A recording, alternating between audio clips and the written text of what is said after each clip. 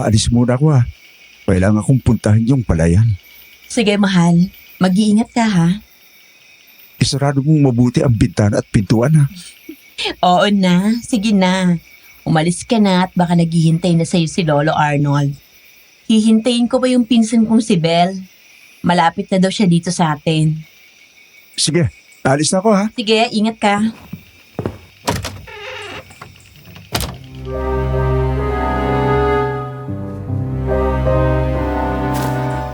Oh, mabuti naman at nandito ka na.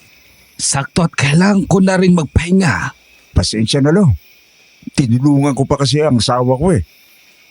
Tosya, ikaw na ang bahala dito sa mga palay ha. Kailangan bantayan ng mabuti ang mga yan. Sige lo. Ingat po kayo sa pag-uwi. Sige.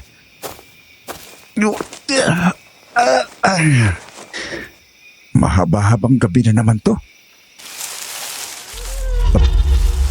Ano yun? Bakit may umiiyak na bata? Wala namang bagong panganak na baby dito ah. Hindi. Wala lang yun. Diyos ko po. Bakit may sanggol dito? Ikaw na ba ang biyayang ibinigay sa amin?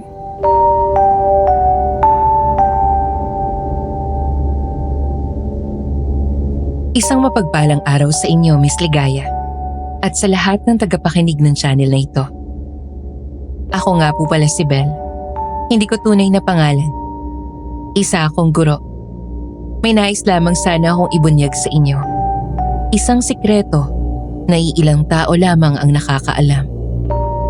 Ilang taon na ang nakalipas mula nang mangyari ang kwentong ito.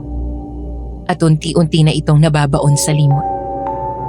Pero nang makapakinig ako ng mga kwento sa channel nyo, naisipan kong ibahagi na rin ang naging karanasan ko. Noong minsang nakituloy ako sa bahay ng pinsan ko sa Ifugao. Lalo na't may connection ito sa mga kakaibang nilalang ng dilim. Nangyari ito nang minsang magbakasyon ako sa bahay nila. Patagal na silang kasal at isa sa kahilingan nilang dalawa ay ang magkaroon ng anak. Kaya naman, nang makapulot ng sanggol ang asawa ng pinsan ko, agad niya itong inuwi sa bahay. Mapayapa ang probinsya noon at sagana sa mga pananim. Pero unti-unting nabalot ng milagro ang lugar. Na minsan, kahit maliit na nilalang, ay kaya ring gumawa ng kasamaan.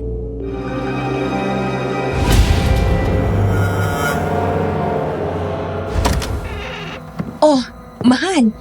Bakit umuwi ka kagad? Mahal, may napulot akong baby sa palayan. Eto. Isang sanggol ang bitbit ni Warren sa kanyang mga bisig. Nakabalot pa ito sa lampin at mahimbing na natutulog.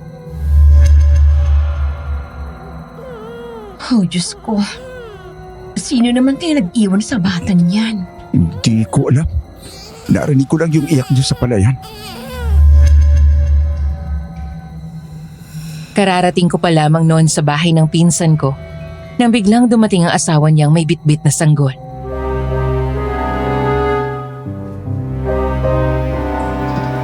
Ang mabuti pa, hanapin natin ang mga magulang niyan. Oo nga, mahal. Dalhin na natin sa barangay ang batang to. Hindi ko alam kung sino ang nag-iwan. Katunayan niya, wala akong narinig kanina na parang naglalakad. Basta narinig ko na lang na may umiiyak eh. Sino naman ang nag-iwan? Paano na yan? Mahal, di ba matagal na nating pinangarap na magkaroon ng anak? Baka eto na yun. Baka etong bata na to ang sagot sa matagal na nating dasal. Sigurado ba kayo sa desisyon ninyo? Baka hanapin niya ng magulang niya. Hindi ko alam eh. Baka nga hanapin siya. Sigurado na kami ate. Mahalaga namin si Ani itong sanggol. Tsaka, iniwan na rin naman siya ng magulang niya eh. Di ba mahal? Sa bagay, tama ka nga naman. Mukhang gutom ng batang yan. Bigyan niyo na siya ng gatas. Ay, paano yan? Wala tayong gatas dito. Ako na bahala. Saglit at pupunta ako kay Ate Teresa. Hihingi ako ng lumang bote ng anak niya. Tsaka gatas.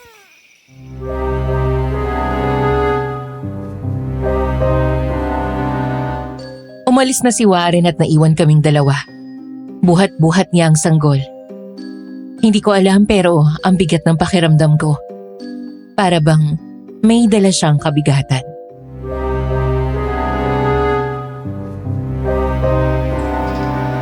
Kawawa naman siya, di ba ate? Ang tagal na naming ipinagdarasal ni Warren na magkaroon kami ng anak. Pero itong magulang ng bata, hindi man lang nagdalawang isip na abandonahin siya. Baka naman siya na yung matagal nyo nang ipinagdadasan.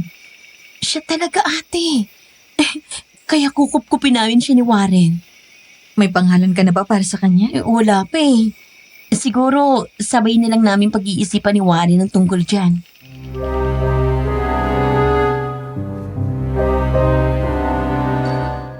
Ngumiti lamang ako sa kanya kasabay ng marahang tapik sa kanyang balikat. Maya-maya, dumating na rin si Warren dala ang isang gatas na para sa sanggol na napulot niya. Agad nila itong binigay sa bata. Wala pang ilang minuto, naubos niya agad ito.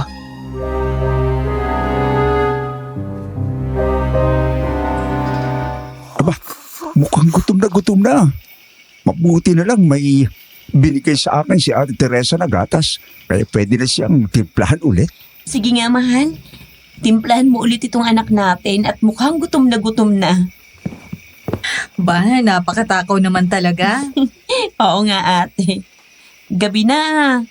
Magpahinga ka na kaya. Ang layo pa naman ang biniyahe mo. Ayos lang ba? Baka kailangan nyo pa ng asawa mo ng tulong. Oo naman. At saka bisita ka namin. Kaya pumunta ka na sa isang kwarto at magpahinga na. Sige na nga. Magpapahinga na ako para maagang magising bukas at matulungan kita sa mga gawain.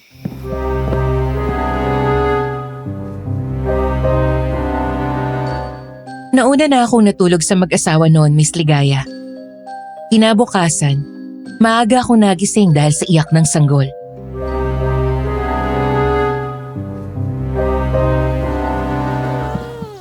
Oh, ate, gising ka na pala. Bakit iyak siya ng iyak? Eh, paano naman kasi pinaarawan ko itong si Pau Pau, tapos grabe ang iyak niya. Pau-pau. Oo, ate.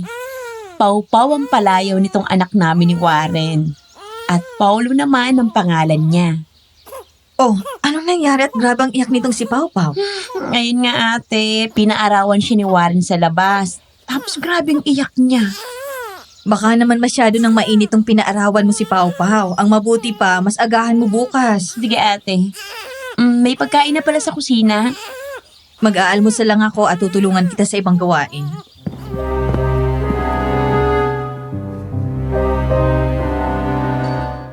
Mabilis lang akong nag-agahan nun. Dalawa lang kami ni Annie ang naiwan sa kanyang bahay. Dahil si Warren ay maaga pa lang, naroon na sa palayan. Ate, magsasaing lang ako. Ikaw na munang bahala kay Pau Pau, ha? Naiwan akong nakatitig sa sanggol habang mahimbing itong natutulog sa duyan. Oh, bakit mahaba na agad ang kuko mo? Napakunot ang noo ko sa nakita ko. Mahimbing ang tulog ni Pau Pau. Ngunit ang mga kuko niya, mahaba na. Parang sa isang matandang tao.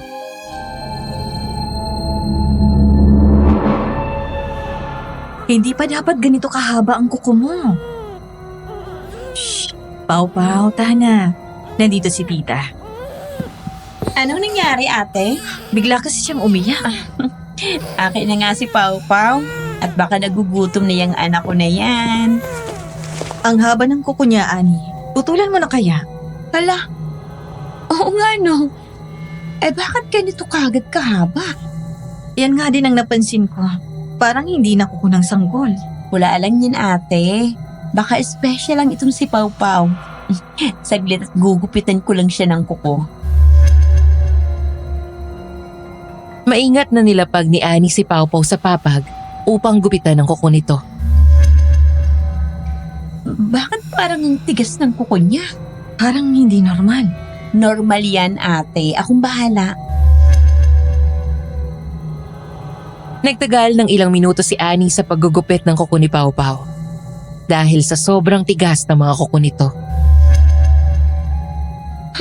Sa wakas, natapos na rin. Mapayapa ang araw na yon. Pinilit kong isang tabi ang kakaibang napapansin ko kay Pau Pau.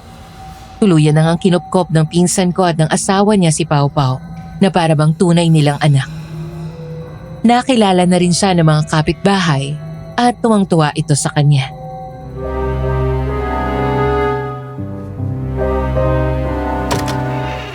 Oh, Tia! Kayo ho pala. Magandang umaga, Bel. Nasaan ang apo ko? Nandun po. Nilalaro ng magulang niya. Ani! Nandito si Tia Antonia. Pasok po kayo, Tia. Oh man, napadalaw po kayo. Ay, paano? Namiss ko itong apo kong gwapong-gwapo. Pabuhat nga ako. Hmm? Aba, ang bigat-bigat na ng apo ko Mukhang gutumin kasi yung si Pau Pau, ma. Kaya binibigyan namin kagad ni Wari ng gatas. Ang takaw talaga nitong anak ko. Parang hindi sapat ang gatas sa kanya sa sobrang takaw niya ni Pau Pau. May dinala nga pala akong gatas at mga gamit para dito sa gwapong-gwapo kong apo. Kunin niyo na lamang sa sala. Naku, ang dami naman ito, ma. Basta't para sa apo ko, walang marami. Nakakatuwa naman po kayo. Kahit na hindi niya talaga kadugo si Pau Pau, ganyan niyo siya kamahal. Naku, itong si Ate Bel naman. Wala yan sa pagiging magkadugo. Si Pau Pau ang biyaya namin ni Warren. Sa bagay, tama ka nga naman. Ag mabuti pa, kumain na lang tayo at magkwentuhan.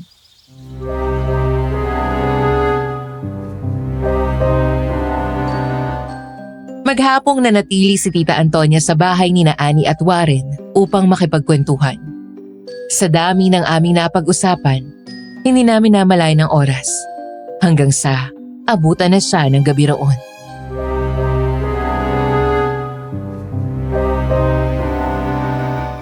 Kailangan ko na palang umuwi, Ani. Naghihintay pa sa akin ang mga kapatid mo. Sige, ma, ingat po kayo.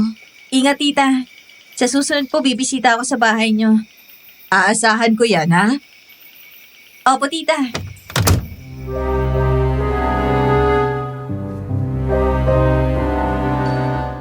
Nakangiting tumango si Tita Antonia bago tuluyang umalis. Maya-maya, dumating na rin si Warren mula sa palayan.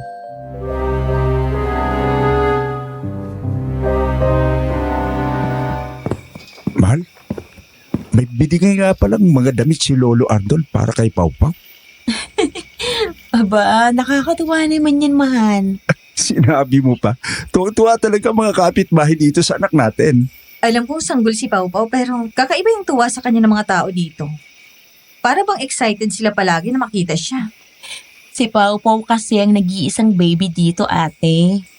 Karamihan kasi sa mga sanggol noon, nagsilakihan na, kaya ganun siguro. Kaya naman pala. Parang maghapon na siyang tulog Kaya nga, ate. Siguro ganito talaga kapag mga ganitong edad. Walang ginawa kundi ang matulog. Tapos sa gabi, gising na gising ang batang to. Talaga? Oo. Ang sabi ni Aling Dolor, ganun daw talaga. Sa bagay.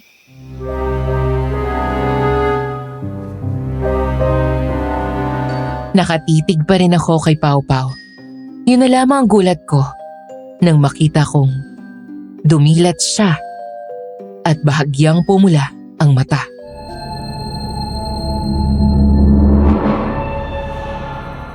Ani, nakita mo ba yun? Ha? Ang alin, ate? Dumilat si Pau Pau. Tapos parang pumulang mga mata niya. Ate naman eh. Baka guni-guni mo lang yan. Pagod ka lang siguro. Tigilan mo nga ako sa pananakot. Hindi naman kita tinatakot. Parang naging kulay pula talaga siya. Ang mabuti pa, maghandaan na lang tayo para sa hapunan.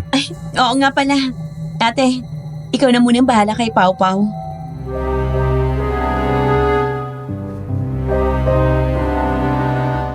Pansamantala kong binantayan si Pau Pau hanggang sa matapos si Annie sa pagluluto ng aming hapunan. Gabi na nang magising siya. At napansin ko ang kanyang ngipin. Dahil sa bahagya niyang pagnganga.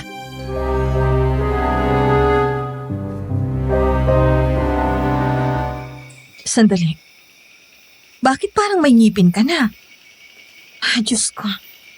Ano bang meron siyang bata at parang kakaiba ka? Oh, gising na pala si Pau Pau namin. Aka na siya, ate. Para makakain ka ng maayos. Ayos ka lang ba? Oo naman. May ngipin na nga pala si Pau Pau. Aba, mukhang special nga ang anak ko ah. Hindi ka ba natatakot? Masyado siyang kakaiba. Hindi ganyan ang tamang edad para tubuan ng ngipin. Hindi ate. Anak namin ni Ani to. Kaya special siya.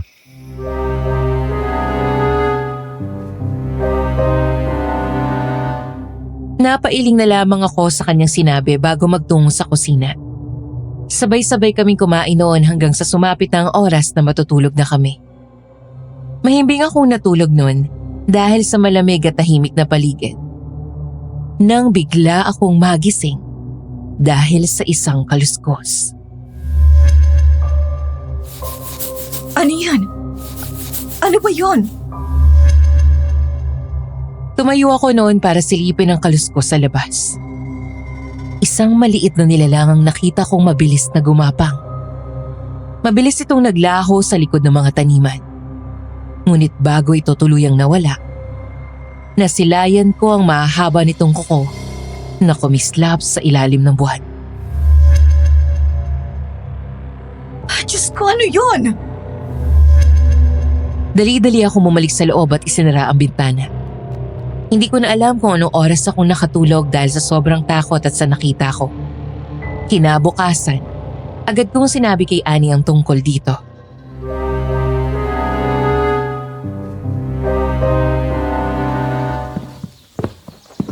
Ani, kagabi nagising ako ng alanganing oras. Tapos alam mo, may nakita kong isang maliit na nilalang na gumapang palayo. Baka naman pusa lang yun. Minsan kasi may mga ligaw na hayop talagang pag-alagala pagsapit ng gabi. Hindi siya pusa, Ani. Sobrang liit niya pero ibang itsura. Para siyang tao na parang hindi. Huwag ka na nga mag-isip ng kung ano-ano ate. Baka guni-guni mo lang yun. Ang mabuti pa, lumabas na lang tayo. Samahan mo ako kina Lolo Arnold at may kailangan akong kunin. Mabuti pa nga.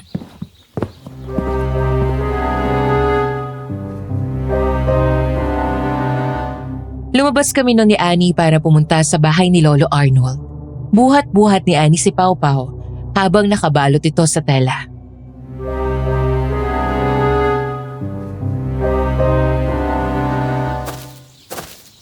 Bakit naman parang balot na balot si Pau Pau? Kasi ate, parang allergic sa araw si Pau Pau. Nasasaktan siya eh. Allergic sa araw? Sanggol pa lang siya, Ani. Oo nga ate. Pero napapansin namin ni Warren na tuwing tinatamaan siya ng sikat ng araw, umiiyak siya ng malakas. Kaya mas mabuting takpan na lang. Hindi ko gustong mag-isip ng masama. Pero Ani, hindi ba kayo natatakot? Paano kung may ibig sabihin yan? Ani, pag ganyan si Pau Pau, baka hindi siya isang ordinaryong bata. Si ate talaga. Lahat na lang pinag-iisipan ng kung ano-ano. Basta kami ni Warren, masaya kami na may Pau Pau kami.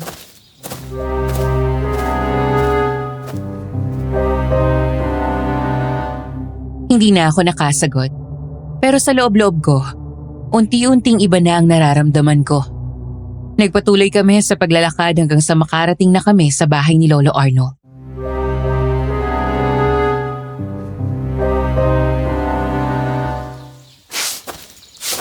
Oh, mabuti naman at nakarating na kayo. Opo, Lo. Ito nga po pala si Belle, pinsan ko. Magandang araw po. Ikinagagala ko pong makilala kayo. Ikinagagala ko ring makilala ka iya. Dito ko na ba titira sa Ifugao? Hindi po. Mahigit 1 buwan lamang ako dito at kapag malapit ang pasukan, uuwi na ako sa amin. Teacher ka pala. Opo. O siya, sandali labang at kukunin ko ang mga gulay.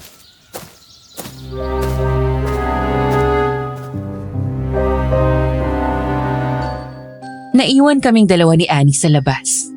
Hawak-hawak niya si Pau Pau habang marahang hinahaplos ang likod nito. Panaybati kay Pau Pau ang mga taong nakakakita sa kanya.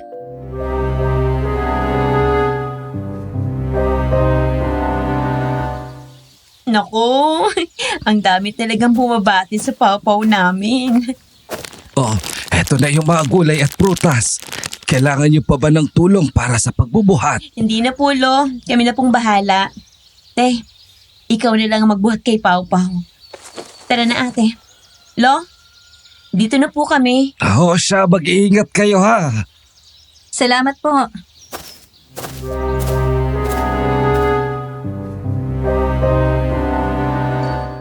Mahimbing na natutulog si Pau Pau sa aking mga bisig. Ngunit ramdam kong mabigat siya para sa isang sanggol. Mas lalo pa akong kinabahan nang mapansin kong malamig ang kanyang balat. Parang hindi dumadaloy ang init ng dugo.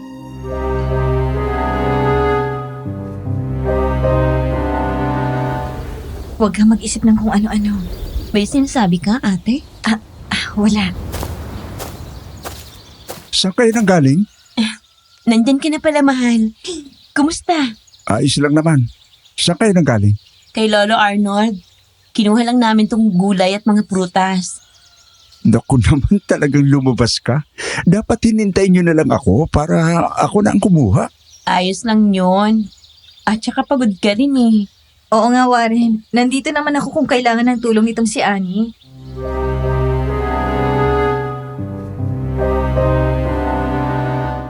Ngumiti lamang si Warren sa amin bago kuhanin si Pau Pau sa akin. Nagtulungan kaming dalawa ni Annie sa pag-aayos na mga kinuha namin kay Lolo Arnold.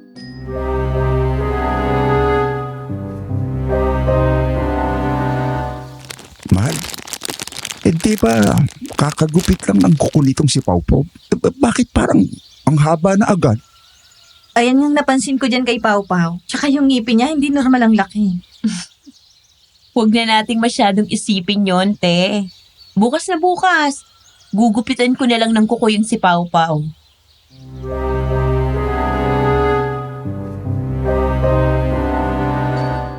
Natahimik na lang ako noon, Miss Ligaya. Nagpatuloy kami sa aming ginagawa hanggang sa sumapit na ang oras para magpahinga kami. Kinabukasan, isang bata ang iniwan sa bahay ng kanyang lola.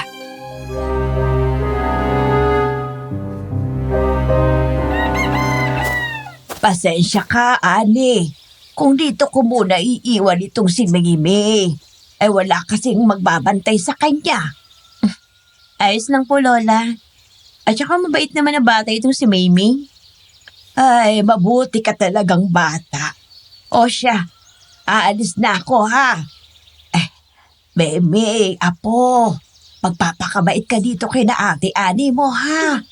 Huwag masyadong malikot dito.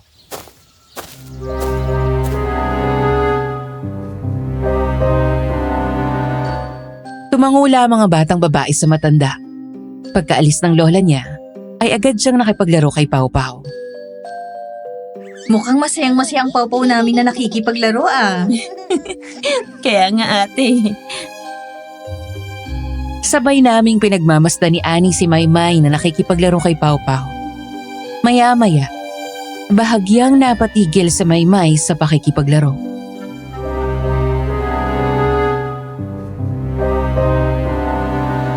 Bakit? May problema ba, Mimi? Bakit po malaki na agad ang ngipin niya? Parang hindi naman siya pang baby. Special kasi si Pau Pau kaya ganyan ang ngipin niya. Talaga po? Nakakatakot po kasi. Huwag kang matakot, Mimi. Tingnan mo. Nakatingin sa'yo si Pau Pau. Gusto pa atang makipaglaro sa'yo.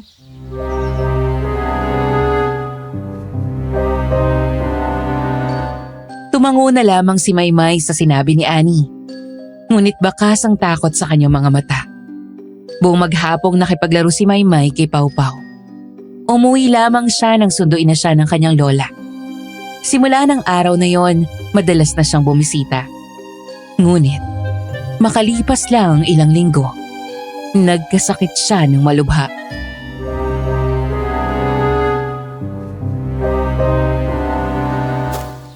Oh, Lola Pasing. Tulungan ko na po kayo dyan. Salamat, Iha. Saan po kayo galing? Galing ako sa butika. Binilan ko ng gamot si Maymay.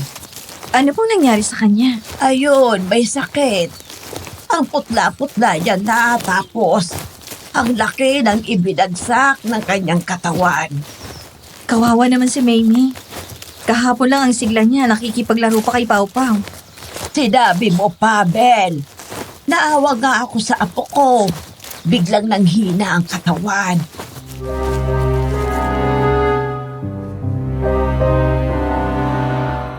Nakarating na kami sa bahay ni na Lola Pasing at Maymay. Yun na lamang ang pagkabigla ko nang makita ang sitwasyon niya. Mamie? Ano nangyari sa'yo? Bakit ganyan ang isura mo? Apo, uminom ka na ng gamot para gumaling ka kaagad. Inalalayan ko si Maymay para makainom siya ng gamot. Nanginginig ang kanyang mga kamay habang hawak ang baso ng tubig. At halos hindi na niya maitaas ang sarili. Maputla ang kanyang mukha. At tila ba, unti-unti nang nauubos ang kanyang lakas. Aswang! Aswang! Anong sabi mo? Mamie, anong sinasabi mong aswang? Sinong aswang? Bel, tama na yan. Pakiusap. Huwag mo namang pilitin ang apo ko. Pasensya na po. Nahihiya akong tumayo noon. Napatingin ako kay Lola Pasing. Bakas sa kanyang mga mata ang pagod at lungkot habang nakatingin sa kaawa-awang katawan ni Maymay. Kailangan ko na pong umalis. Mag-iingat ka, Iha.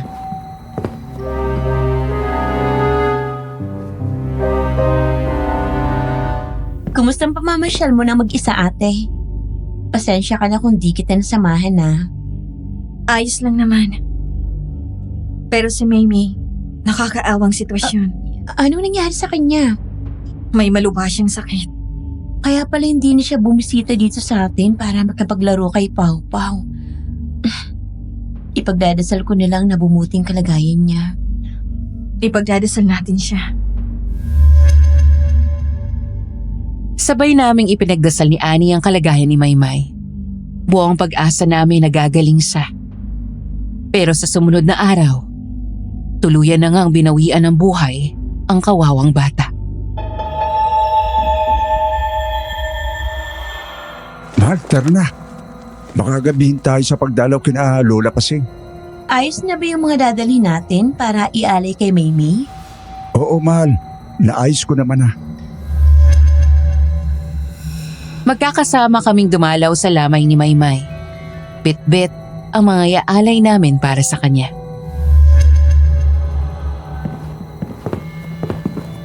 Mabuti naman at nakadalaw kayo.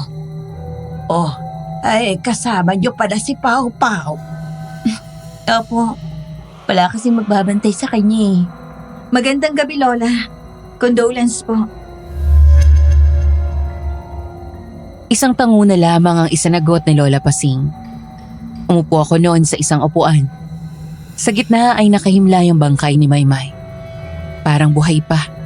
Nakaupo at nakatitig sa amin. Ayos ka lang ba, ate? Oo naman. Mukhang masiglang-masigla si Pau Pau, ha? Kaya nga eh, siguro natutuwa siya sa maraming tao. Pinagmasdan ko lamang si Pau Pau na humahagikik habang buhat ni Annie. Muli ako napatingin sa bangkay ni Maymay at mas lalo akong nangilabot nang makitang nakatitig ito kay Pau Pau. Isa sa tradisyon ng mga taga-Ifugao, ang bangkay na nakaupo. Wala lang yun. Ano yun? May sinasabi ka ba, ate? Wala. Eh bakit parang natatakot ka? Para kang balisa. Hindi, ayos lang ako. Tumango na lamang si Annie sa akin, pero bakas sa mga mata niya ang pag-aalala. Pinilit kong isang tabi ang nararamdaman kong takot noon.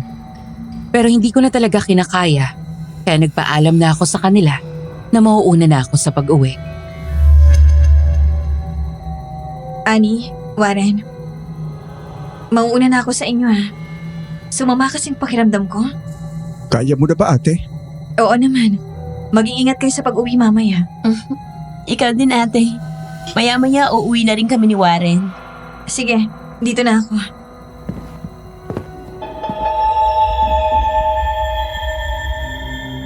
Habang lumalayo ako, hindi rin mawala sa isip ko ang tingin ni Maymay kay Pau Pau na tila hindi ko maintindihan. Nagpatuloy ako sa paglalakad hanggang sa makasalubong ko ang isang lalaking payat ang pangangatawan, maputla ang labi, at naglalabasan ng mga ugat. Magandang gabi. Alam mo ba kung saan yung lamay? Doon kina Lola Pasing. Makikilamay ka ba? Magdire-diretso ka na lang. Makikita mo naman kaagad. Salamat. Isang ngiti na lamang ang sinagot ko sa kanya bago ako lumakad palayo. Pero napahinto ako nang muli siyang magsalita. Nagsisimula na siya. Anong ibig mong sabihin? Nagsisimula na siyang maghasik ng lagim. Nagtayuan ang mga balahibo sa katawan ko dahil sa mga salitang binitiwan ng lalaki. Parang biglang lumamig ang paligid. Hindi ko maintindihan. Hindi ko alam ang sinasabi mo. Halos habulin ko ang paghinga ko nang makarating na sa bahay ni na Annie at Warren. Diyos ko, ano ba namang kababalagan nito? Wala lang yan. Baka nananakot lang siya. Sandali lang. Oh, Annie, bakit nandito na kayo? Akala ko mamaya pa kayo uuwi. May pasok kasi bukas si Warren. Kaya umuwi na lang kami. Ayos ka lang ba?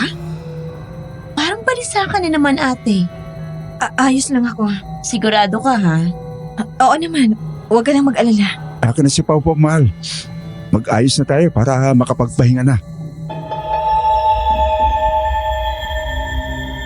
Nang gabing yun, hindi ako nakatulog ng maayos dahil sa kababalaghan na naranasan ko noon. Kinabukasan, inilibing agad si Maymay at marami ang nalungkot.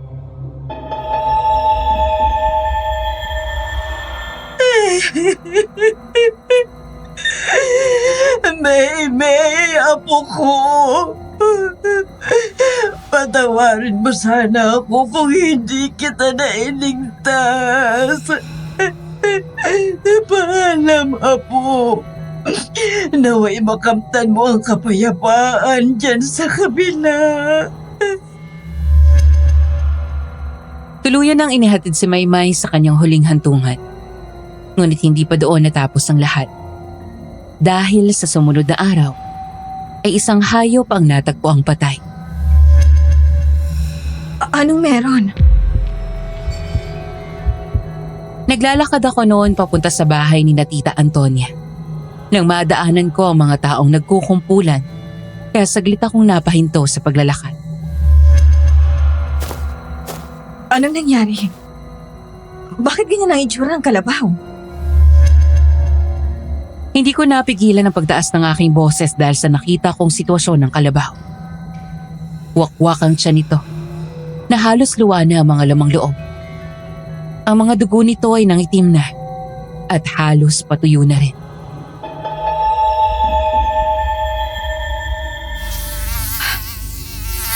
Diyos ko po! Ito ang unang beses na nangyari to. Makita ko lang kung sino ang may gawa. Makakatikim talaga siya sa akin. Kawawa naman po. Sa inyo bang alaga yan? Oo, iya. Inalagaan ko pa naman ng mabuti yan para sa maayos na pagsasaka. Tapos, ganyan lang gagawin sa alaga ko. Nakakalungkot naman po yun. Sana mahanap niyo kung sino may gawa niyan sa alaga niyo. Sana nga, iya. Sana hindi na maulit pa ang nangyaring ito. Kailangan ko na pong umalis. Pasensya na at hindi ko kayo matutulungan. Dahil hindi kaya ng sikmura ko. Walang problema, Bel.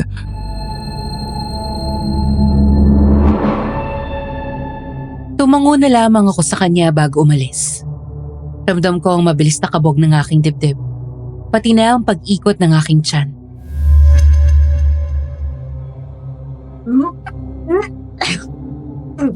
Kadire. Nakakaawa yung nangyari sa alaga ni Lolo Arnold. Nanatili pa ako ng ilang minuto sa pwesto para pakalmahin ang sarili ko. Nang kumalma, ay saka ako tuluyang naglakad papunta sa bahay ni Tita Antonia.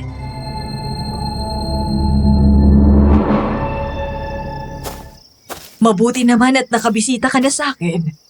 Magandang araw, Tia. Pasensya na kung hindi agad ako nakabisita dito. Ayos lang yon. Halika sa loob at may hinanda ako para sa iyo.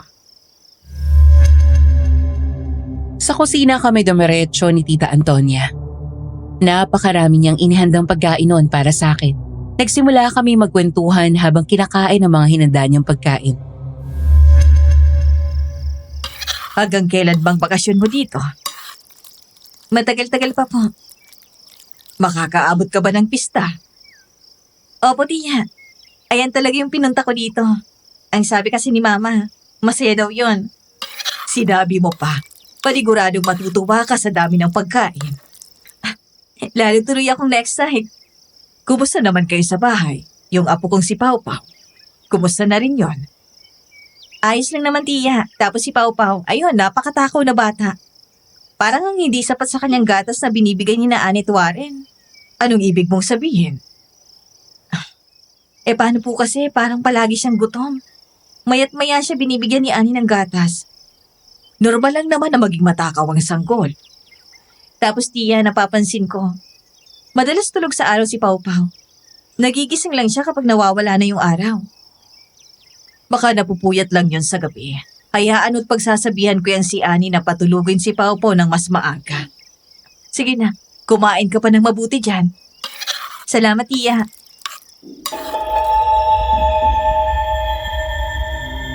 Maya-maya dumating na rin ang mga pinsan ko at napasaya lalo ang kwentuhan namin.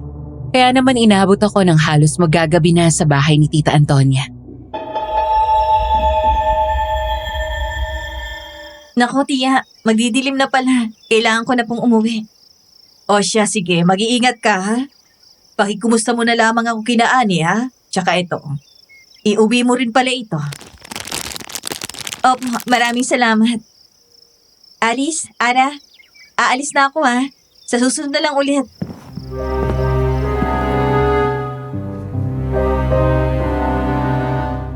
Nakangiting kumaway sa akin ang mga pinsan ko bago ako umalis. Tahimik ang paligid noon, Miss Ligaya. Nagpatuloy ako sa paglalakad hanggang sa makauwi na.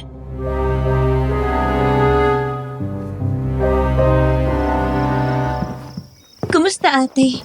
Ayun, naparaming kwentuhan. Kaya eto, ginabi na. Eto nga pala, pinabibigay ni Tia Antonia. Wow, nakakatuwa naman.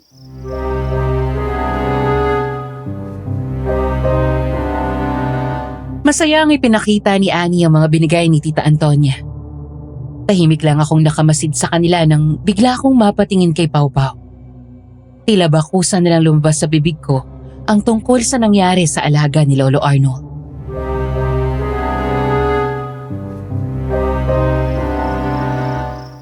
Alam mo na ba yung nangyari sa alagang hayop ni Lolo Arnold? Narinig ko nga, ang lala ng ginawa sa alaga niya. Kawawa nga. Alam mo, parang hindi tao ang gumawa nun. Hindi tao. Anong ibig mong sabihin? Ang lala kasi nang ginawa dun sa kalabaw. Ay, hindi ko na alam pa. Mahal, nandyan ka na pala. Mukhang may kasama ka yata. Silang dumahal. Bago kong kasama. Makikinom sana siya ng tubig. Ano nga palang pinag-uusapan niyo? Yung tungkol sa alagang kalabaw ni Lolo Arnold. Ay, narinig ko nga ang tungkol dyan. Sobrang nakakaawa nga yung sinapit ang alaga ni Lolo Arnold. Pre, pasok ka na.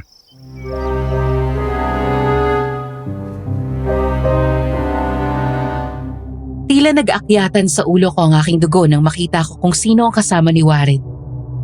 Siya yung lalaki na may kung ano-anong sinasabi sa akin nung gabing galing ako sa lamay ni Maymay.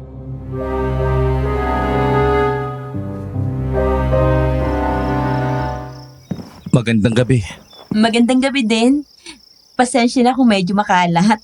Meron kasing sanggol. Ano ka ba? Ayos lang yun.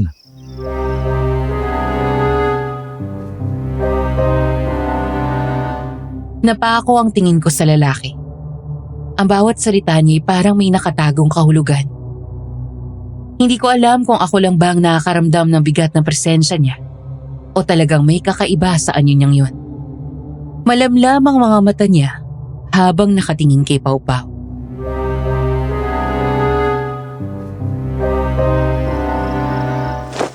Anak niyo? Oo, pre. Ang pogi, no? Maana sa akin.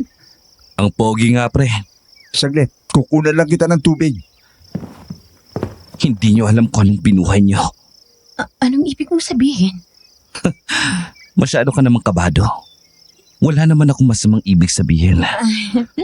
Akala ko kasi kung ano na. Mahal na mahal mo yung anak mo, no? Oo naman. Sobrang mahal na mahal namin ni Warren tong anak namin. Maswerteng bata.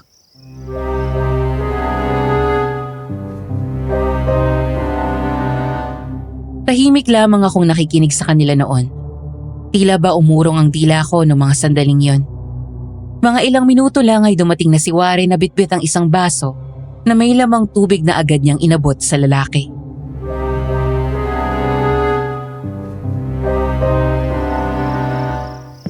Salamat pre.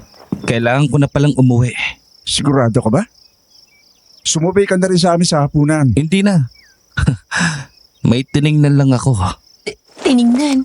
Anong ibig mong sabihin? Wala yun. Baka kung ano-ano pang iniisip niyo.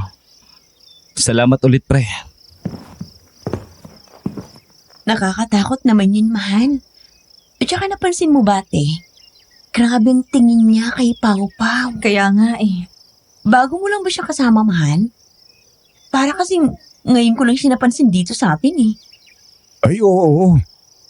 Bago lang siya dito. Nakita ko na kasi siya noon. Nagtanong pa nga siya kung saan yung lamay ni Maymay. Tapos alam niyo ba? Parang may sinabi yan sa akin. Ang sabi niya, nagsisimula na raw maghasik ng lagim. Maghasig ng lagim. Ate, anong ibig niyang sabihin doon? Hindi ko alam. Nung una akala ko lasing lang siya o baka nagpapatawa. Pero yung paraan ng pagkakasabi niya seryoso. Parang may alam siya na hindi natin alam. Hayaan nyo. Bukas na bukas din itatanong ko yan kay Lando. Mapagbiro kasi ang isang yun eh. Kahit dun sa sakahan, madalas siyang nagsabi ng kanya. Mabuti pa nga, mahal.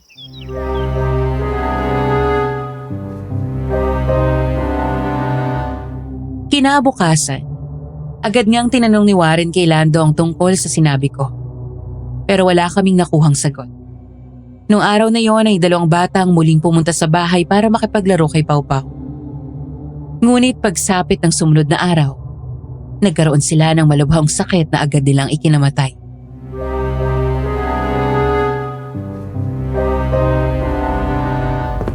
Ani, pangalawang beses na itong nangyayari.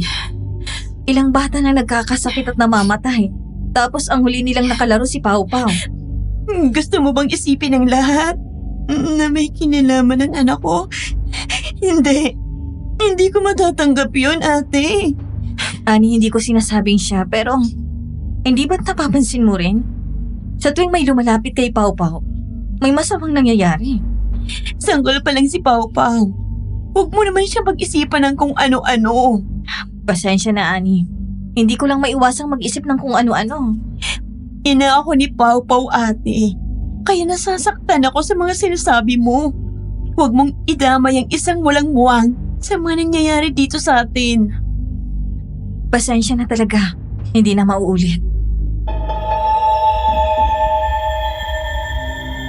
Hindi na umimik pa noon sa akin si Annie.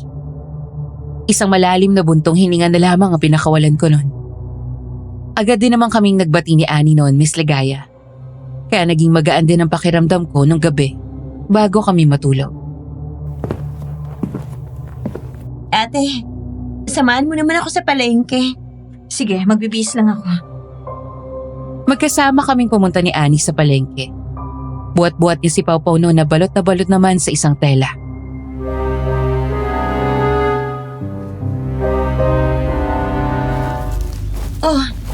Lolo Arnold, magandang hapon po.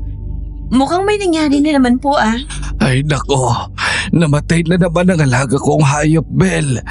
Pati yung alaga nila Pasing, nagkakamatayan na rin. Akala namin simpleng sakit lang ang meron sila pero hindi pala. May alam na po ba kayo kung sino maaaring gumawa? Wala pa, Iha. Pero alam nyo, iba yung pagkamatay ng alaga ko ngayon. Para lang silang naubusan ng lakas. Hindi kagaya nung nauna na parang kinatay talaga. Naubusan ng lakas? Para bang sinipsip? Oo, Iha. Walang sugat, walang dugo. Pero parang tuyong-tuyo ang katawan. Samantalang yung una, parang kinatay, parang pinaglalaruan. Napatitig ako kay Lolo Arnold. Kita ko ang takot sa kanyang mga mata. Hindi ito basta sakit lang ng hayop. May ibang puwersang gumagalaw sa baryo namin.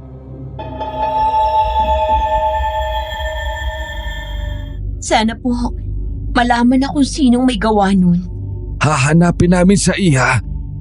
Saan nga pala kayo pupunta? Mamamalengke lang po. Ganun ba? Pasensya na kung naka-istorbo pa ata ako sa lakad nyo. Hindi naman po. O siya, sige na, mag-iingat kayo ha.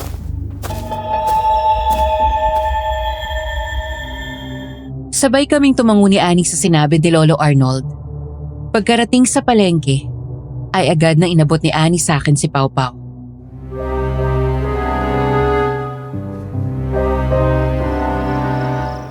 Ate, ikaw na munang bahala kay Pau Pau ha. Para mabilis ako makapamili.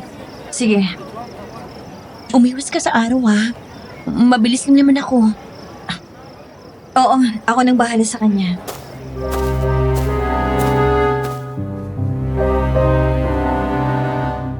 Naiwan kaming dalaw ni Pau Pau sa labas ng palengke.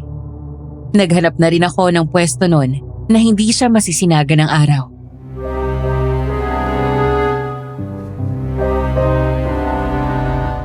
Bakit ba kasi bawal ka sa araw? Anak mo ba yan?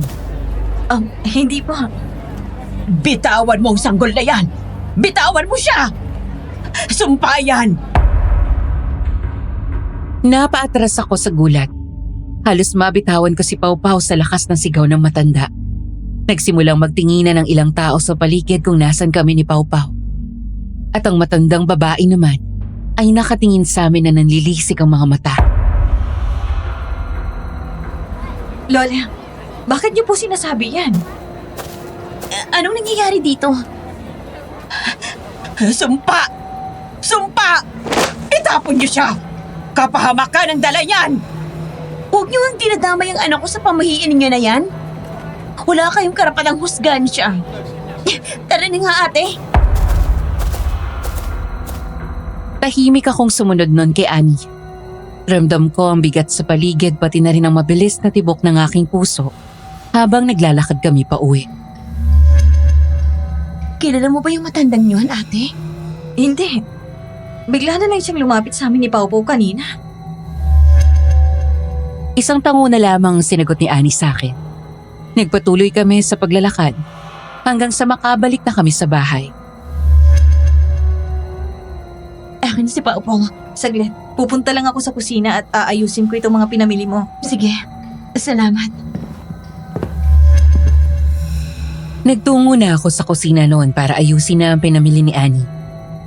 Tahimik lang ako noon habang iniisip ang sinabi ng matanda. Nang matapos ay lumabas na ako sa kusina at naabutan ko si Annie na kinakausap si Pau Pau. Mahal na mahal ka ni nanay, anak. Ikaw ang biyaya namin ng tatay mo. Totoo yan, Pau Pau. Ang swerte mo sa nani at tatay mo. Maliit akong napangiti noon dahil sa hagik-dik ni Pau Pau, Miss Ligaya. Pinilit kong alisin sa isipan ko ang tungkol sa sinabi ng matanda. Pero hindi nawala sa isip ko yon. Kaya naman naisipan kong pagmasdan siya ng mabuti. At mas lalo kong napansin ang mga bagay-bagay sa kanya. Kagaya na lang, nagising siya kapag kabilugan ng buwan.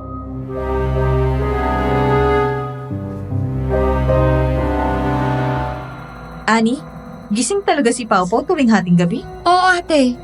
Bakit? Wala naman. Hindi ko na sinabi pa kay Annie ang tungkol sa iniisip ko kay Pau Pau. Dahil alam kong hindi siya maniniwala sa akin. Lalabas na muna ako. Okay. Lumabas ako noon at naisipan kong puntahan si Lolo Arnold para magtanong tungkol sa mga aswang.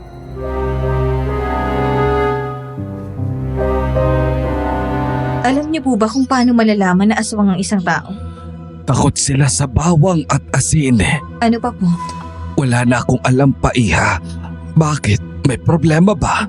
Wala naman po. Naisipan ko lang itanong. Kung gusto mo pa ng ibang kasagutan, kay Rodolfo ka pumunta. Isa siyang mambunong. Ano po yung mambunong? Dito sa Ifugao, siya ang albularyo. Pero hindi lang basta manggagamot. Marami siyang alam tungkol sa mga masasamang elemento sa kalikasan. Sige po, maraming salamat. O siya, dito na ako at titingnan ko pa ang mga pananim ko. Mag-iingat po kayo.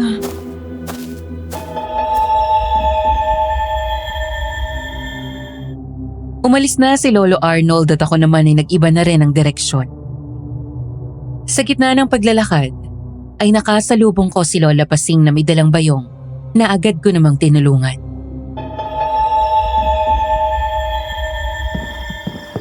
Ay, maraming salamat, Ben. Walang anuman po. Kumusta na pala kayo? Eto, unti-unti nang bumabangon sa pagkawala ng apo kong si Mimi. Ay, tara nga sa loob at ipaghahanda kita ng merienda. Sige po. Saglit lang at kukunin ko lang yung merienda. Tumango lamang ako sa kanya. Saglit na umalis si Lola Pasing para kunin ang pagkain. Naiwan ako mag-isa sa sala at pinagmasdan ng paligid. Nangilabot ako nang makita ang larawan ni Maymay. Muli kong naalala yung gabi ng lamay niya. Nakatitig siya kay Pau Pau.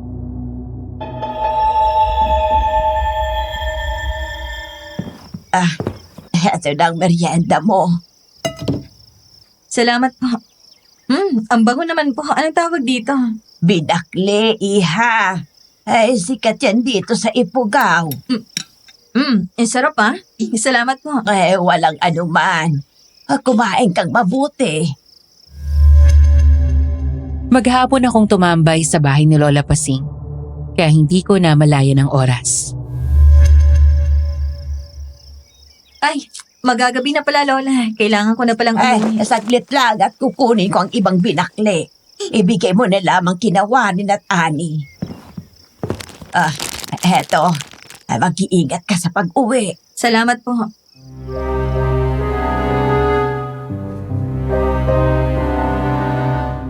Tuluyan na akong umalis sa bahay ni Lola Pasing. Pero bago umuwi sa bahay ni na Ani, ay naisipan ko muna bumili ng bawang at asin.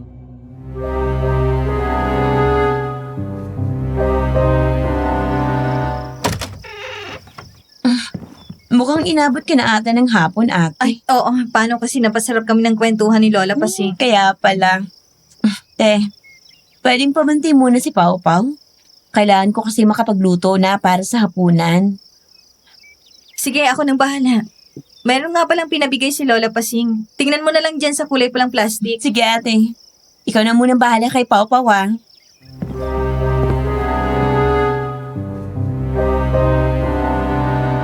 Tumango lamang siya sa akin. Pagkaalis ni Ani ay agad kong kinuha ang bawang at asin. Unti-unti kong inilapit yon kay Pau Pau.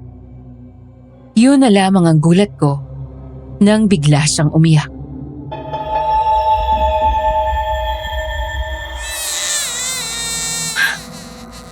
Diyos ko po. Nanginginig ang kamay ko noon, Miss Ligaya. Ang bigat lalo ng dibdib ko habang nakatingin kay Pau Pau. Muli kong inilapit sa kanya ang bawang at asin na siyang dahilan para mas lalong lumakas ang iyak nito. Anong nangyayari, ate? Bakit iyak nang iyak si Pau Pau? Hindi ko alam. Bigla na lang siyang umiyak. Binuhat ni Warren si Pau Pau upang pakalmahin ito. Mga ilang minuto lamang ay kumalma na agad siya. Buo na ang hinala ko tungkol kay Pau Pau, Miss Ligaya. Kaya naman nung gabing yun, ay hindi ako natulog kaagad. Pinakiramdaman ko mabuti ang paligid hanggang sa marinig ko ang maliliit na yabag na nagmumula sa kwarto ni na Annie at Warren. Huwag kang matakot, Belle. Kailangan mong malaman ang buong sagot. Lumabas ako noon sa kwarto ko para sumilip sa kwarto ni na Annie.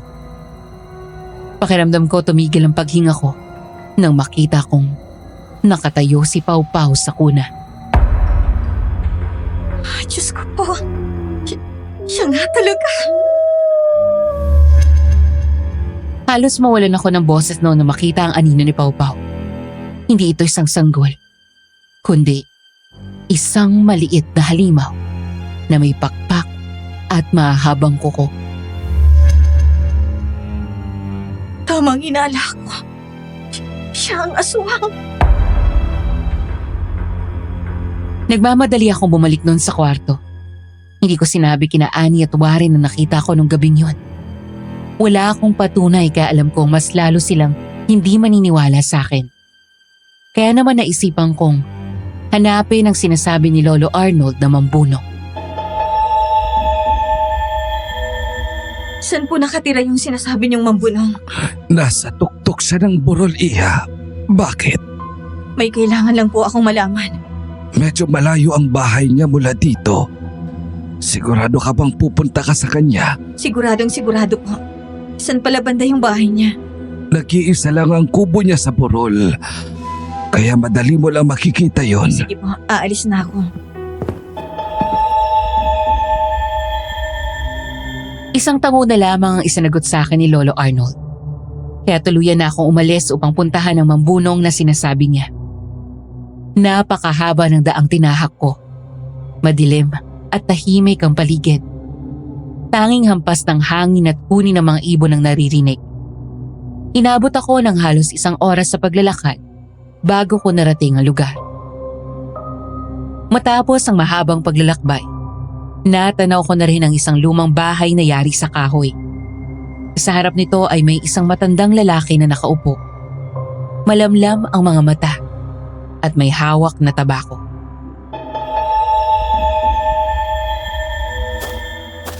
Magandang araw po. Kayo po ba si Lolo Rodolfo? Yung mambunong na sinasabi nila sa akin? Ako ka? Sino ka? Ako po si Ben. Anong kailangan mo? Kailangan ko pong malaman kung ano yung paraan para matalo ang isang aswang. Hindi basta-basta ang hinihingi mong kasagutan, Iha. Pakiusap po. Kailangan ko lang talaga ng kasagutan. Baka mas lumala kasi yung mga nangyayari. Nakita ba mismo ng mga mata mo kung sino ang aswang? Opo, nakita ko siya. Kung ganon, ano ang itsura niya? Maniniwala po ba kayo sa akin kung sasabihin kong isang sanggol ang aswang? Una pa lang po, naghihinala na ako sa kanya. Meron na siyang ngipin agad na parang sa matanda. At yung kuko niya, ang bilis humaba at ang tigas pa. Tapos po, yung mga batang nakakalaro niya, lahat namatay. Kung totoo ang nakita mo, hindi ordinaryong aswang ang kaharap mo. Iyan ang pinakamasahol sa lahat. Sapagkat ang inosente kapag nilamon ng dilim, mas mabagsik pa sa halimaw. Naniniwala po kayo sa akin? Oo naman. Paano mo pala nakilala yung bata? Ampun po siya ng pinsan ko. Napulot lang siya sa palayan. Mukhang naulit na naman ang nangyari noon. Ano pong ibig niyong sabihin? Madalas na gawin ng mga aswang noong paman ang pag-iwan ng sanggol sa palayan. Paraan yun upang magtanim ng binhi sa isang komunidad. Isang sumpa na unti-unting kakain sa mga taong naandoon. Pero tandaan mo, Iha, hindi mo basta-basta matatalo ang isang yon. Dahil ang dugo at laman nito ay pinagpala ng kadiliman. Kung ganun po, paano ko siya matatalo? May dalawang paraan lang para matalo siya. Una, ang pagputol ng anino niya sa ilalim ng kabilugan ng buwan. Pangalawa, ang pagpakain sa kanya ng dugo ng isang ina na bagong panganak. Kapag yun ang natikman niya, masusunog ang laman niya at matatapos ang sumpa. Wala naman po atang buntis dito. Kung meron man, baka matagal pang manganganak yun. Kung ganon, yung una na lang ang gawin natin. Sa susunod na araw na ang pista dito sa Ifugao. At bago ang araw na yon, ay magkakaroon ng kabilugan ng buwan. Doon mo kunin ang sanggol at dalhin sa palayan. Paano ko po gagawin yun? May ibibigay ako sa iyo. Isang gamot yun ang gagamitin mo upang makatulog ang sanggol hanggang sa sumapit ang kabilugan ng buwan. Paano naman po yung pinsan ko at ang asawa niya? Yung gamot rin na ibibigay ko sa iyo ang gagamitin mo sa kanila. Mag-iingat ka lang, Iha. Opo. Sandali. Kukunin ko lamang ang gamot na gagamitin mo. Pagbalik ni Lolo Rodolfo ay agad niyang inabot sa akin ang isang maliit na garapon na naglalaman ng mga durog na dahon at kulay puting pulbos na may kaunting langis. Bababa bago sumapit ang kabilugan ng buwan. Kaya gawin mo ng maayos ang trabaho mo. Opo, makakaasa kayo sa akin. Hindi ako mabibigo sa gagawin ko. Mag-iingat ka. Salamat po. Aalis na ako.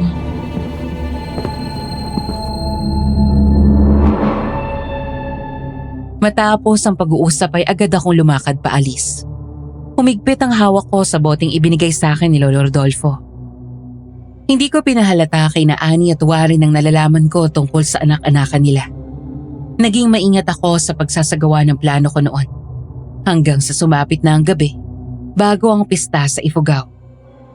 Gabi noon at naghahanda na kami para sa paparating na pista kinabukasan. Maraming nakalatag na ricados na ihiwain namin sa mesa para sa mga iluluto namin.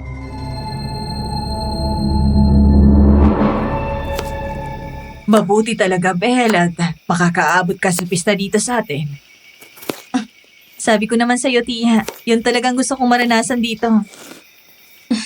Bukas ate, sumama ka sa akin at makikikain tayo sa mga kapitbahay. Aba, sige ba? Lalo tuloy akong na-excite. Nasaan nga pala si Pau Pau? Nandun sa kwarto, nakikipaglaro kay Warren. Ang batang yun, gising na gising kapag gabi. Minsan nga hindi namin namamalaya ni Warren na nauuna na kami matulog sa kanya. Paano kasi si nanay niyo yata natulog sa araw? Ang mabuti pa, Ani. Baguhin niyo ang tulog ni Pau Pau. Kayong mahihirapan yan. Ginagawa naman po namin, pero mas madalas talaga siyang tulog sa araw eh. Ay, sana talaga mabago na. Tulungan ko na nga po kayo dyan.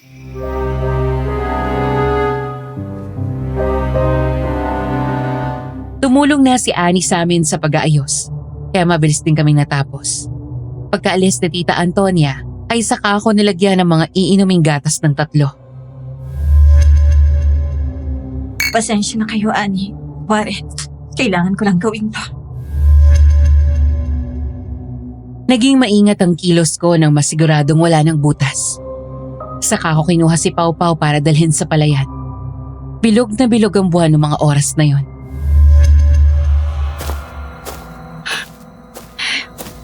Diyos ko, Mabuti naman. At nakarating ka na. sino po yung kasama niyo? Siya si Rodel, ang apo ko. Pwede siyang makatulong sa atin, Iha. Tumango lamang ako sa sinabi niya bago ilapag si Pau Pau sa palayan kung saan siya napulot ni Warren. Nagsimula si Lolo Rodolfo sa mga gagawin niya. Una niyang ginawa noon ang pahira ng langis ang tiyan ni Pau Pau bago magdasal. Umay kayo anito bantay jendaka. Umay kayo anito bantay jen langit. Ida-idayo nan kapo hiubing ay inlugan jen dilim. Putwinyo nan tali ay ikadena hi aswang. Ay kabunyan ay anito o Klen Yunan Lawi Jin Mata. Naputol ang pagdarasal ni Lolo Rodolfo. Nang biglang yumanig ang buong palayan na sinabayan pa ng sunod-sunod na pag-alulong ng mga aso. Diyos ko po! Napasigaw ako nang makita ang mga grupo ng aswang na nakapalibot sa amin. Ang mga mata nila'y kulay pula na kumikislap sa liwanag ng buwan. Mahaba rin ang mga kamay at kuko nila. At ang mga ngipin nila ay matatalas na para bang mga kutsilyo. Lolo! Yung mga aswang po! Bantayan mo lang siya, Iha. Kami ng apo ko ang bahala sa mga aswang. Mga lapastangan! Kinalaban ni na Lolo Rodolfo at Rodel ang mga aswang habang ako ay nakabantay lang kay Pau Pau. Ramdam ko ang panginginig noon dahil sa takot ko, Miss Ligaya.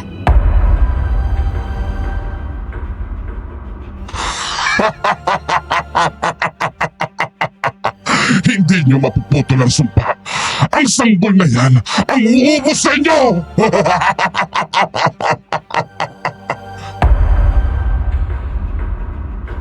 Napahinto sina Lolo Rodolfo at Rodel sa pakikipaglaban nang biglang dumating si Lando. May bitbit pang isang matandang lalaki. Nakakakilabot ang itsura ni Lando. Matalas ang mga ngipin niya. Kulay abo ang balat. At ang mga mata niya ay naglalagablab sa pula. May bakas pa ng dugo sa kanyang bibig.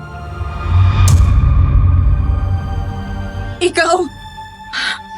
Walang iya ka, bitawan mo siya! Pakawala mo na ako! Ay parang awa mo na!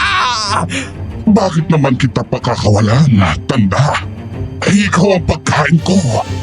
Tulungan niyo ako pakiusap! Ayoko pang mamatay! Rodolfo! Rodel! Tulungan niyo ako! Ismael, lililigtas ka namin! Paalam, tanda! Ha? Walang iya ka! Ang sarap!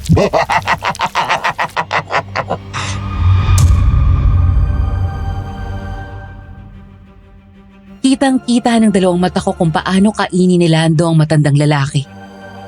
Nilahapahan niya lang ang liig nito at hinahatak ang laman hanggang pababa sa tiyan. Dumanak ang dugo at naglipalan rin ang mga lamang loob nito sa paligid.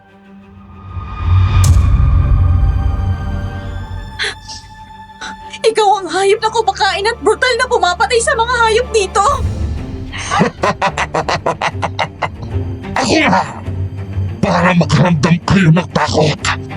Masarap ang laman ng mga hayop na yon. Pero iba talaga ang sarap ng laman at dugo ng tao. Papatayin kita! Bel, huwag kang magpapadala sa galit mo.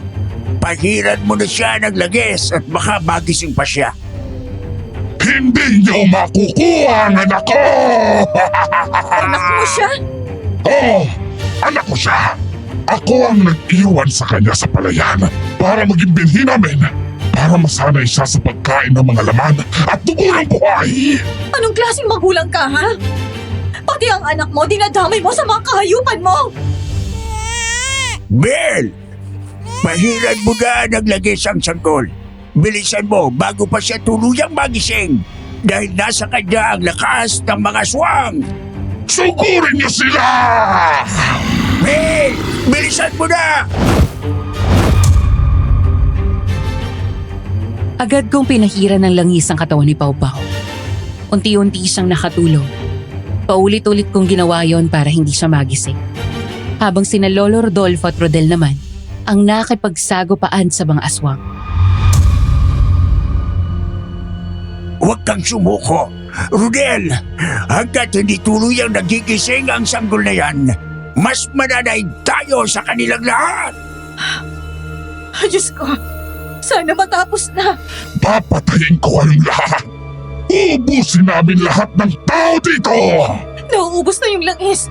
Lolo! Nauubos na po yung langis! Meron pa dyan sa may bag. Sabi naman sa inyo, hindi kayo mananalo sa amin!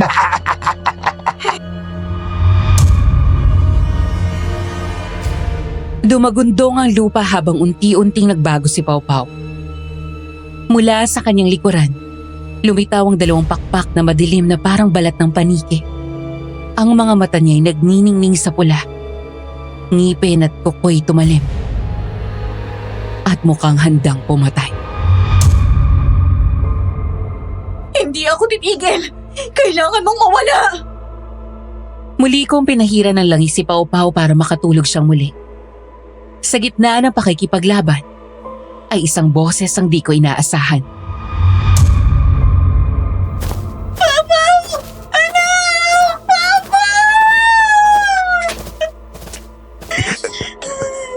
Anak, nasaan ka?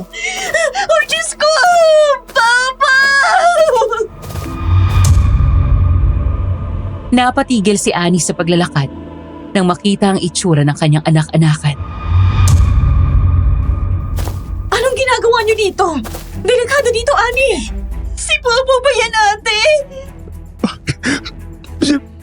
Sino yan? Si Pau Pau! Isang aswang ang anak-anakan niyo! Hindi totoo yan! Hindi! Hindi ko matatanggap! At nandito na rin pala ang mga magulang. Tama-tama.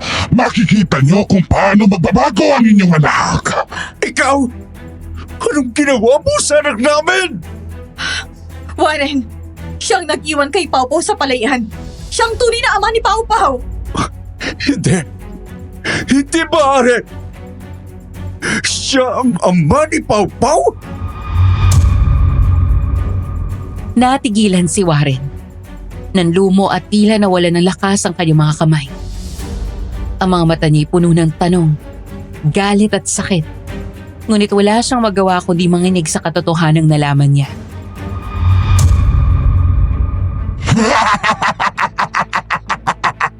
Sinabi ko naman sa inyo, di ba? Na hindi nyo alam kung ano ang binuhay nyo. Pero salamat sa pagkukup sa anak ko. Walang iya ka! Ginamit mo ang anak namin para sa kasamaan mo! Walang pag-aalinlang sumugod si Warren kay Lando. Nanginginig ang bawat galaw niya sa galit at takot. Ngunit malinaw, handa siyang ibuwis ang buhay para iligtas ang anak niya. Warren! Huwag kang basta susugod! Malakas siya! Ben! Ade! Pagtulungan niyo ang pagpahid ng langis! Huwag kayong titigil hanggat hindi na uubos itong mga aswang! Annie, kunin mo na yung langis sa bag. Bilisan mo na! Sumunod sa akin si Annie at sabay naming pinahira ng langis ang katawan ni Pau Pau. Muling nakipagsagupaan sila Lolo Rodolfo at Rodel kay Lando at sa iba pang mga aswang. Pero sa pagkakataong iyon ay kasama na si Warren. Ate, si Pau Pau ba talaga yun? Yung anak ko? Oo, Annie. Siya si Pau Pau. Kaya pala kakaiba siya.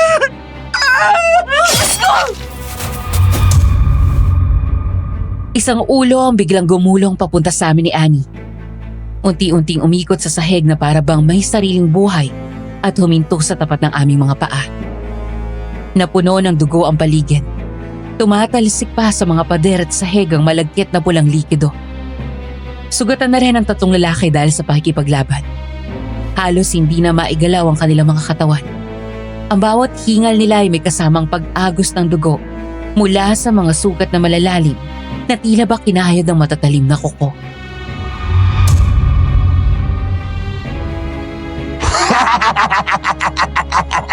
Wala kayong laban sa sumpa ng dugo. Isa-isa kayong babaksak.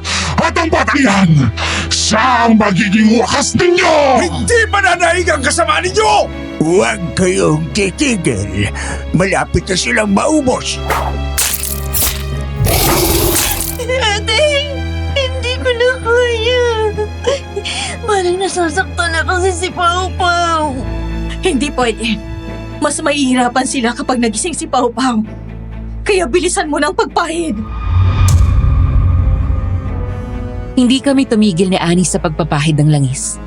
Matapos ang halos ilang oras, unti-unti nang nauubos ang mga aswang Hanggang sa naiwan na lamang si Lando na nakatayo at duguan na. Putol na rin ang isang braso niya at sumasayad na ang laman nito sa lupa. Rugel, Warren, kayo na bahala sa isang yan.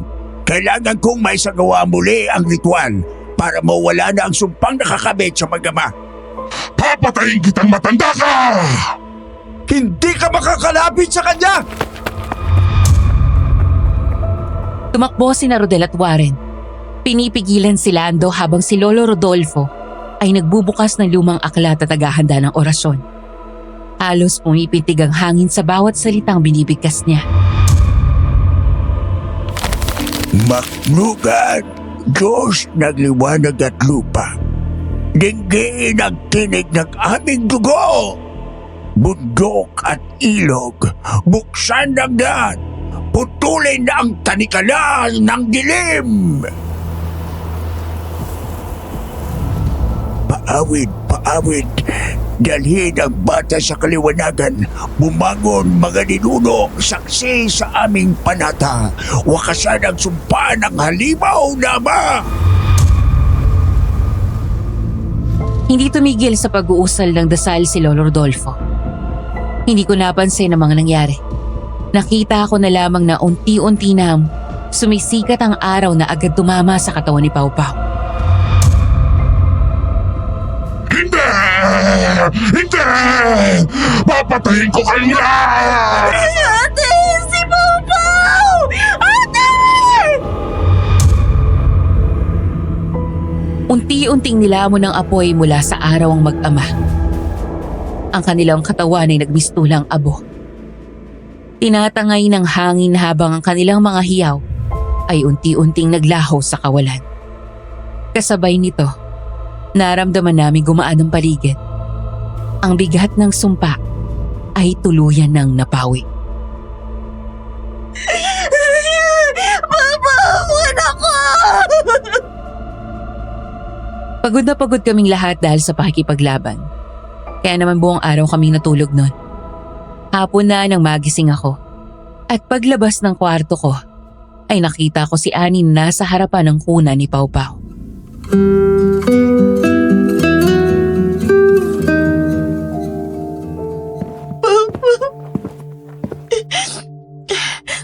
Ikaw pala yan, ate. Kumusta ka? Ayos lang ako. Ikaw ang dapat tinatanong ko niyan. Sobrang sakit. Hindi ko akalain na ganun pala. Patawarin mo ako, Annie. Wala kang kasalanan. Ginawa mo lang yung tama. Kung hindi mo nga ginawa yun, baka tuluyan na kaming nagpalaki ni Wari ng isang aswang. Salamat, Annie. Sana balang araw magkaroon na kayo ng sariling anak ni Warren. Salamat din sa sakripisyo mo.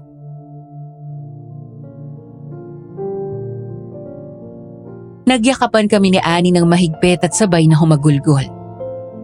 Doon nagtapos ang aking karanasan sa Ifugao. Sa ngayon, meron ng 3 anak sina Annie at Warren. Nabiyayaan sila ng anak ilang buwan matapos ang trahedya. Ako naman ay may sarili na ring pamilya at masayang nagtuturo sa isang paaralang sekundarya. Natutunan ko na ang pagiging magulang ay hindi nasusukat sa dugong dumadaloy, kundi sa pusong handang magmahal.